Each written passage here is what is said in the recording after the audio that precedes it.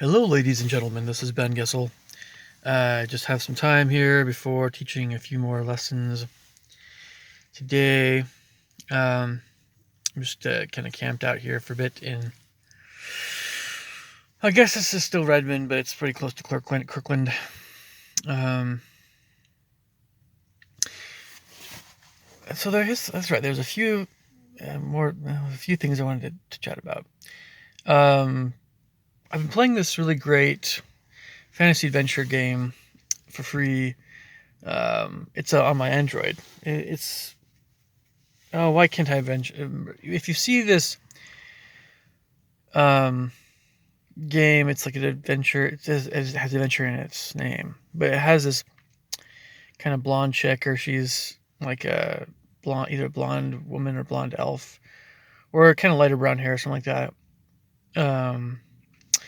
In its like the game icon, or whatever. That's I think that's the game. Anyway, but it's fun. I mean, like I was just the first time through, I played a. Okay. I'll have to in the comments or something like that description mention the name of this game. But the first time through, I played a knight or fighter, whatever. That seemed to go really well. I was buff, and I did great. The second time through, I played a mage or a wizard over. That didn't go so well. Well, I died quite a few times, and I guess you can get these gems. If you get 30 gems, it costs $1 or something like that. And if you need to be resurrected, then you can use some of the gems basically to resurrect yourself. The first time through, it's like 2 gems. The next time through, it's 4 gems. After that, it's 6 gems. So on and so forth. I used a fair number of gems resurrecting myself.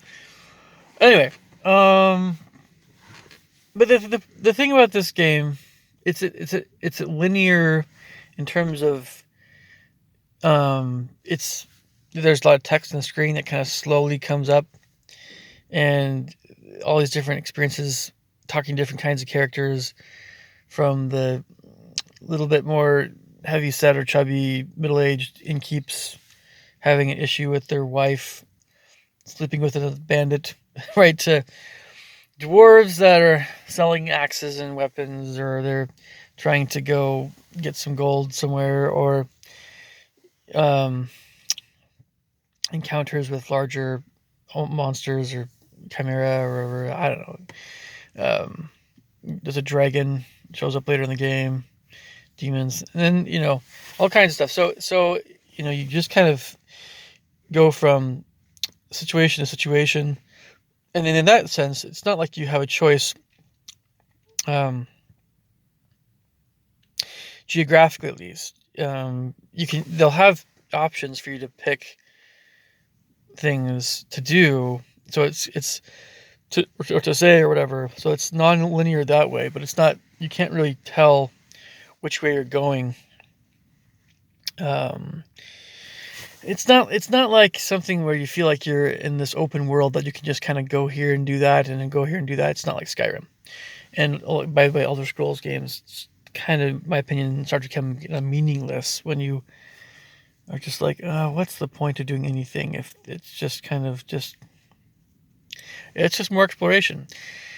I actually, by the way, wrote a novel, 2 of them, maybe 3. I don't know how many, and because it's part of a series, I'm going to do more in the future. But that was kind of really a little bit Elder Scrollsy, but only in a way. It was open worldy in a way. It was, you do feel the broad expanse of the world that these characters are part of, and that's fun. It's just that so much of the nature of the story itself is about exploration, and a lot of books that people are used to reading, especially older generations or my generation even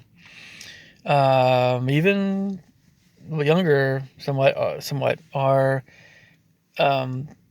looking at these well thought out characters, well rounded, gripping plot lines, um, or subject material, um, somewhat more relatable a lot of times. It's the youngest generation, and it's all the video gamers, and it's more the open world thing with Elder Scrolls and some other aspects of adventure video gamers. And it's some of my generation and the younger generation, more the younger ones, but more all the us folks are generally more um, familiar with the let's go on an adventure. I guess in a way, Tolkien is considered the founder of modern fantasy. It's a Scottish guy that was before him. That was, and of course you have C.S. Lewis and stuff. Um, but to a large extent, high fantasy has often been patterned after Tolkien or Tolkien-esque. You hear that a lot of times, and I'm kind of, I guess you could say, fantasy-wise, somewhat still the disciple of Tolkien, but not just Tolkien, but also C.S. Lewis. Somewhat Robert Jordan as well. All these other guys, but David Eddings, right, and Madeleine L'Engle, and even Orson Scott Card, some intensity. Orson Scott Card does intense. He also does really in-depth character interactions. I love that stuff. It's just so great. Deep conversations, revealing conversations, fun conversations. All that stuff between people. So, and very unusually intelligent younger people. That's the Orson Scott Card thing.